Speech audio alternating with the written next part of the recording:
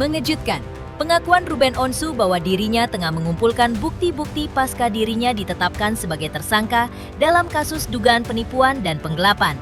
Hal itu dikatakan Ruben Onsu melalui postingan captionnya di media sosial. Ruben Onsu juga menyampaikan permintaan maafnya atas pemberitaan terkait dirinya dituding melakukan penipuan dan penggelapan.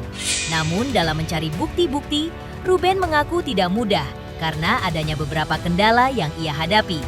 Namun upaya tabayun dengan pihak pelapor masih terus ia upayakan. Lantas seperti apa Ruben Onsu melihat prahara yang kini menjerat? Benarkah Ruben berkomitmen bertanggung jawab dan menyelesaikan persoalan yang ada? Seperti apa respon sahabat atas prahara yang kini menjerat Ruben? Pemirsa, bersama Intens Investigasi, kami hadirkan kabar terkini, terpercaya, dan teraktual. Tetapi sebelumnya, jangan lupa untuk like, subscribe, dan juga share channel YouTube ini.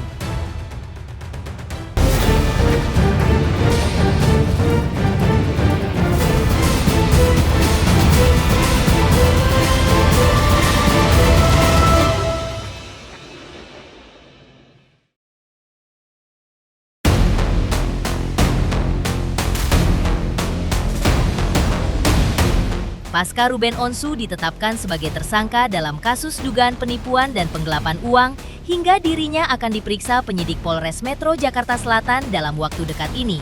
Ruben Onsu di media sosial Instagram pribadinya meminta maaf atas pemberitaan yang belakangan ini muncul. Sehubungan dengan pemberitaan yang beredar belakangan ini, saya memohon maaf atas situasi yang ada.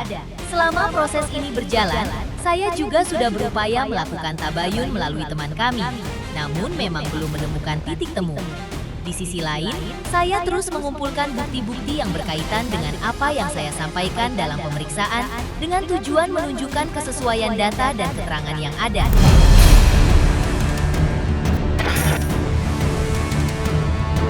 Selain itu, Ruben Onsu juga mengaku sulit untuk mengumpulkan bukti-bukti yang ia butuhkan, lantaran akses yang terbatas dan beberapa orang yang pernah bekerja sama dengan dirinya sulit untuk dihubungi.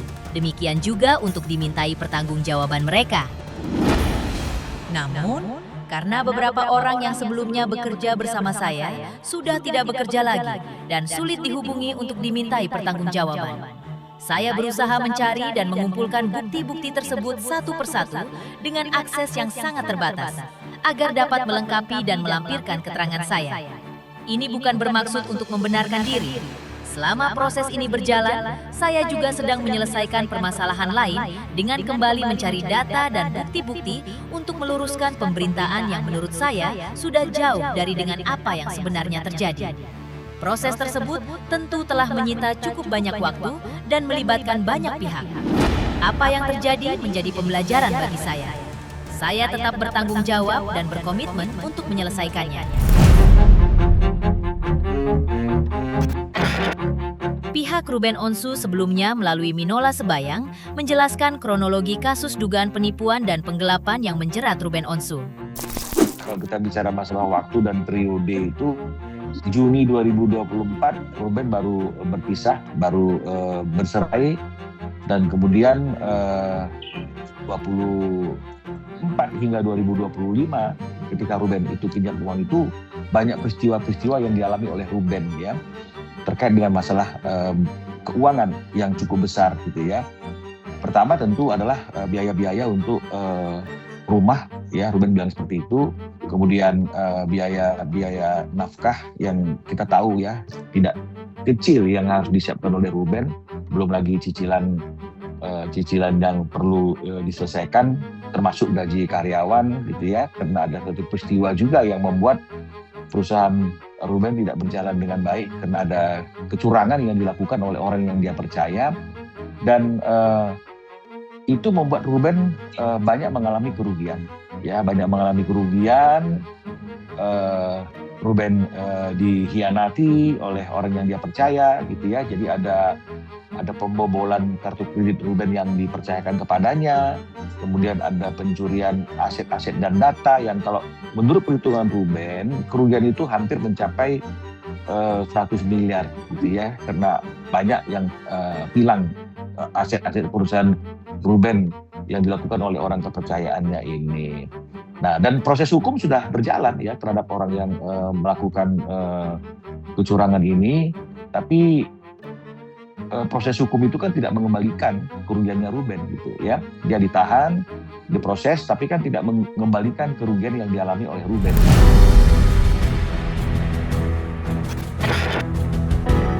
Tak hanya itu, Minola Sebayang sebelumnya juga mengungkap bahwa Ruben menceritakan kepadanya apa yang sedang dialaminya saat itu terbilang cukup berat. Bahkan Ruben mengibaratkannya dirinya berada dalam kondisi sudah jatuh tertimpa tangga pula. Bertubi-tubi masalah dan kemalangan yang dialami Ruben yang membuat beban yang dipikulnya sangat berat.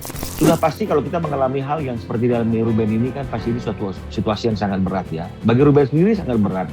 Jadi kalau dia tadi ngomong sama abang tuh dengan sedih, inilah yang namanya sudah jatuh ketimpa tangga, kan gitu ya, keinjak kotoran, wah macam-macam lah. Tapi dia yakin bahwa kalau dia menjalani semua proses ini dengan ikhlas, kan begitu ya, pasti suatu saat akan ada suatu hal yang baik ya, lebih kurang seperti itu. Dan Ruben yakin sebenarnya dia mampu untuk menyelesaikan itu. Tapi karena dua peristiwa yang beruntun ini yang memecahkan konsentrasinya dia, terutama yang masalah perusahaan ini yang menimbulkan lubang yang besar yang harus ditutupi, ini yang mungkin membuat dia jadi agak sedikit mengalami gangguan dan kesulitan ya. Itu yang disampaikan oleh Ruben. Tapi meskipun demikian dia tetap ingin menanggung semua hal itu sendiri. Dia hanya ingin kesedihan itu biarlah dia yang rasakan. Dia ingin semua hal-hal yang baik itu dia bisa berikan kepada semua orang. Dan itulah Ruben seperti apa yang dia sampaikan itu kan gitu ya. Nah, jadi dia mohon doa ya dan dukungan, mudah-mudahan dimudahkan jalannya dalam waktu yang secepat mungkin. Masalah ini bisa diselesaikan ya, karena ini hanya masalah komunikasi.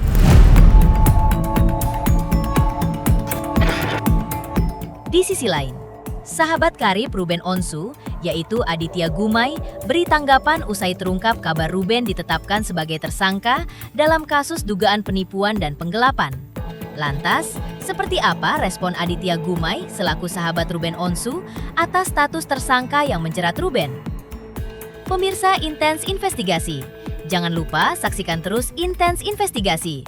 Dan pastikan jangan lupa untuk like, subscribe, share, dan juga komen.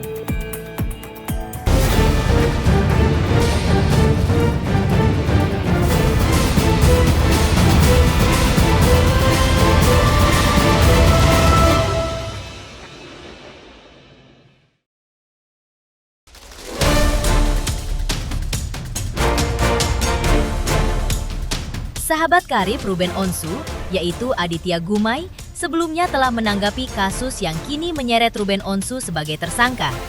Menurut Aditya, kalaupun Ruben Onsu melakukan pinjaman yang berbuntut adanya sebuah laporan polisi atau lain sebagainya, Aditya Gumai meyakini bahwa uang yang diterima Ruben Onsu itu tidak dipakai untuk kepentingan Ruben sendiri.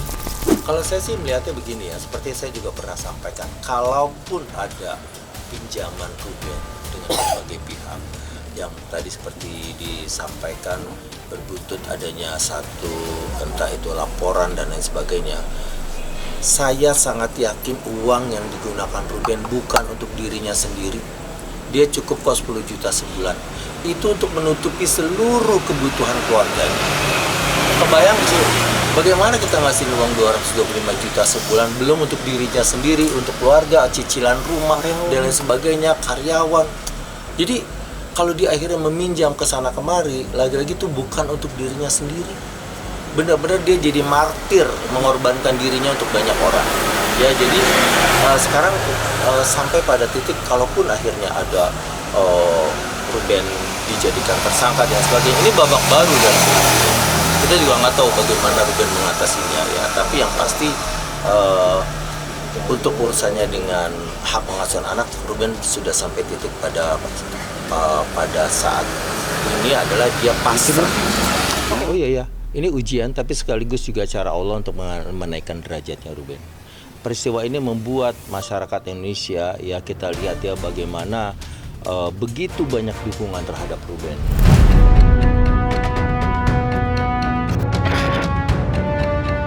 Menurut Aditya Gumai, uang yang dipersoalkan rekan bisnis Ruben Onsu, kalau benar itu ada, jumlahnya tak seberapa bila dibandingkan dengan aset yang dimiliki Ruben yang nilainya cukup besar dan bisa menutupi seluruh pinjamannya. Iya, pasti. Ruben tuh masih punya banyak aset gitu. Kalaupun dia punya pinjaman itu semua pasti bisa ditutupi dengan asetnya. Tapi kan menjual aset tidak semudah kayak jual pisang goreng gitu. Ya, jadi dia memang perlu waktu. Dan lagi-lagi saya sebagai orang yang cukup dekat dengan Ruben tahu betul. Kalaupun memang Ruben punya pinjaman bukan untuk dirinya sendiri, ya bertahun-tahun dia harus menanggung begitu banyak biaya yang harus dikeluarkan, pembangunan rumahnya, cicilannya, dan itu juga untuk memenuhi apa yang diminta oleh yang katanya permintaan anaknya lah dan lain sebagainya. Dan kemudian juga biaya-biaya hidup anaknya yang besar banget gitu. Jadi ya itu tadi Ruben berdiri paling depan untuk menjadi orang yang membahagiakan banyak orang lain. Tapi memang saat ini Ruben butuh space, butuh waktu dan perlu berbagai macam tindakan untuk bisa mengatasi persoalan-persoalannya gitu. Termasuk yang tadi dibilang ya, apakah memang Ruben sekarang menjadi tersangka karena pinjamannya dan lain sebagainya, itu butuh waktu untuk Ruben satu persatu menyelesaikan. Apakah Ruben benar akan mengundurkan diri dari entertain?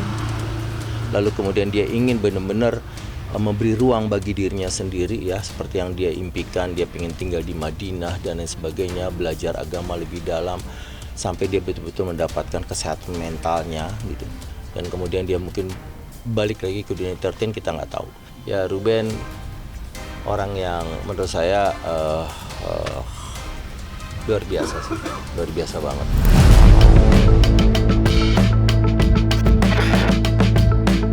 Di sisi lain, Ruben Onsu telah ditetapkan sebagai tersangka dalam kasus dugaan penggelapan dan penipuan di Polres Metro Jakarta Selatan. Pemirsa Intens Investigasi, jangan lupa saksikan terus Intens Investigasi. Dan pastikan jangan lupa untuk like, subscribe, share, dan juga komen.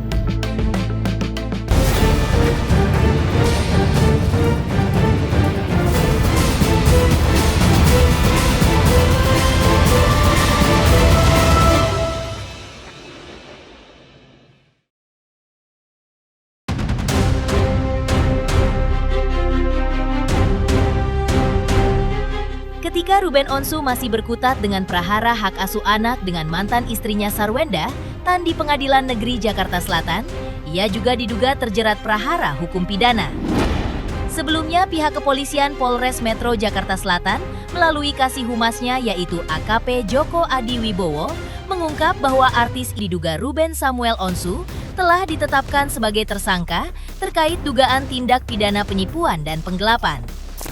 Saya sampaikan pada rekan-rekan sekalian bahwa benar Polres Metro Jakarta Selatan Satreskrim saat ini sedang menangani perkara dugaan tindak pidana penipuan dan atau penggelapan.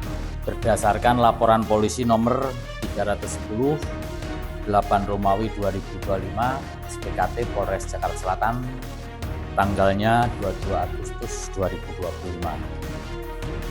Terkait dengan penipuan dan atau penggelapan tersebut, pelapornya adalah inisial B, yang menjadi korban adalah inisial DM, sementara sebagai terlapor adalah inisial RSO.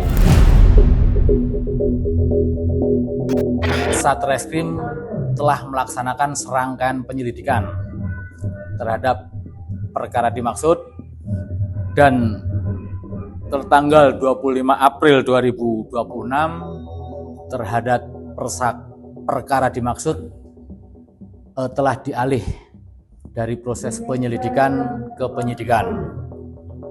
Kemudian pada tahap penyidikan, penyidik telah melakukan pemeriksaan terhadap beberapa saksi, yaitu lebih dari 6 saksi, termasuk saksi ahli.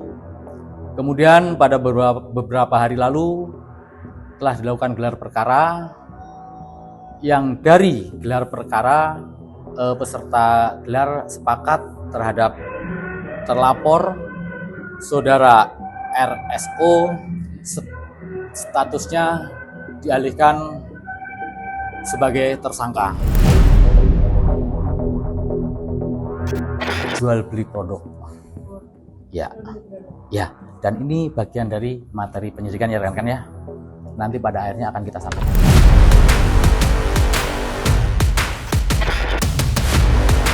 Pemirsa, Intens Investigasi. Jangan lupa saksikan terus Intens Investigasi. Dan pastikan jangan lupa untuk like, subscribe, share, dan juga komen.